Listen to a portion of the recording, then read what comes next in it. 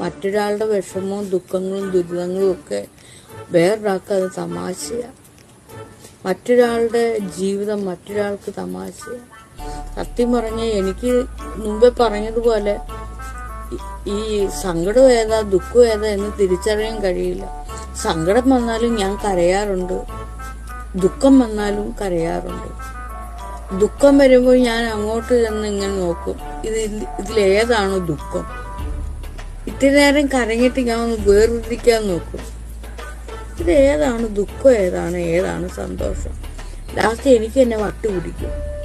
ഞാൻ ഇതിലേത് കാര്യത്തിനാ കുട്ടി ഇരുന്ന് കരഞ്ഞെന്ന് ഞാൻ തന്നെ ഓർക്കും. ഒടുവിൽ എനിക്ക് ചിരിയും വരും. ആ ചിരി വരുമ്പോഴും ഞാൻ ഓർക്കും, ഇതെന്താണ്, ദുഃഖത്തിൽ നിന്നുണ്ടായ ചിരിയാണോ അതോ സന്തോഷത്തിൽ നിന്നുണ്ടായ ചിരിയാണോ? പിന്നെ തന്നെ ഇരുന്ന് ഇങ്ങനെ പറഞ്ഞ് ഏകദേശം